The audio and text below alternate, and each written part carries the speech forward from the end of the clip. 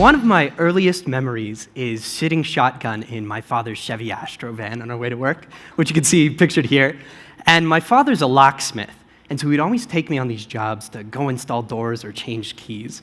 And on this day in particular, we were listening to This American Life, and Ira was telling this story about this man that was deathly afraid of the rats that lived in his attic. And this man was so uncomfortable and so unhappy in his own home that one day he decided, I need to get over my fear. This is ruining my life.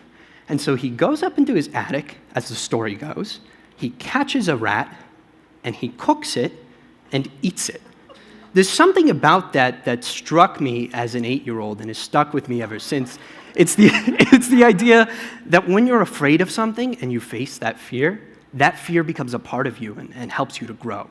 Now, that idea was with me through everything that I've done, from high school to Duke, but most importantly, that idea has been with me as an entrepreneur. Most people don't think of entrepreneurship as a struggle against yourself. They think about it like a struggle against the market or a struggle against your competitors. But really, most often what you're facing is what you're afraid of.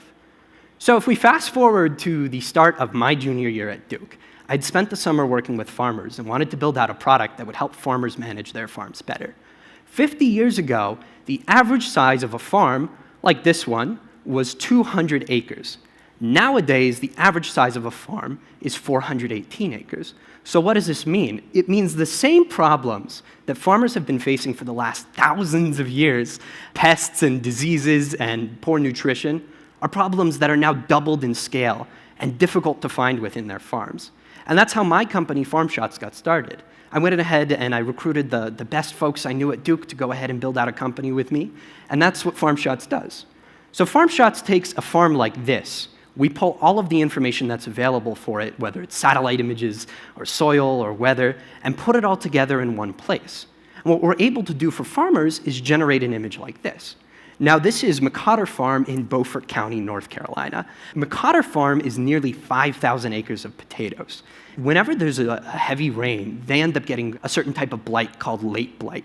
And you can see that in these few red spots. Now, each of these spots would have gone unnoticed by the farmer without this image. And so this image is actually worth anywhere from $3,000 to $4,000 worth of potatoes for the farmer. That's a huge deal for them.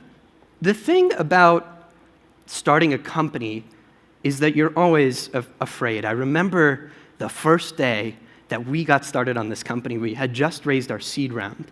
And I remember starting it, and there was happiness, and there was excitement, but most of all, there was the fear of failure. I knew that most startups would fail, and I knew that meant more than likely ours would too. But that only made me really want to work on the company more. It made me want to push my own boundaries. It made me want to push my co-founders' boundaries. And doing something different at Duke can be one of the hardest things you do. There's recruiters coming from every company under the sun to offer $25,000 internships, jobs that would make your moms and your dads proud. And that's hard to turn away, because what that meant for us in specific was it meant 5 of us living in a house this summer really only built for 3 people. We would spend an entire month putting together a sales pitch for a company, only to get a call 15 minutes later telling us that they didn't want to buy. It meant that sometimes, while on our way to one of these pitches, our car would break down, which actually leads me to a story about our company car. We called it the Tractor, because it's a nice pun on agriculture. It acted like a tractor. It had a max speed of maybe 20 miles per hour. It was an '89 Toyota Cressida that we bought for $1,000 at the beginning of the summer. And so this was meant to get us to investor meetings, to sales pitches, and this car was terrible. Every single trip that we had to go on that was meant to be 30 minutes turned into 2 hours. I remember this one time, we're sitting in the car in front of this line of cars behind us, and all of a sudden, I'm driving, the engine and the power steering both cut out at the same time. So we're in the middle of the intersection, and there's smoke billowing out from under the hood, and there's people honking at us, and we're just scared out of our minds, and eventually we get the car started, and we get it home. But the tractor means much more than an awful car and the worst purchasing decision I've ever made. It means that when you are afraid of something and you face that fear, sometimes you do end up in the middle of the road with no direction and smoke billowing out from under your hood. And that's okay, you'll be all right. So the tractor we ended up selling to a scrapyard for $168. and 68 cents. These days, the company is doing a lot better than the tractor is. So I'm actually flying out to the Bay Area tomorrow for some investor pitches. We're raising our Series A. We're currently doing work in 3 separate countries, in the United States, in New Zealand, and in South Africa. Every day presents something new to be afraid of, whether it's a new competitor or a new regulation, but that really only drives us to move forwards and to keep going. Invaluable to where our company is right now has been Duke. So Duke has given us access to the best educators and the best workspaces on campus. But even more important than that access has been access to alumni like you. The Duke Alumni Network has been huge for us. We've seen support in the form of investment. We've seen support in the form of customers, advice.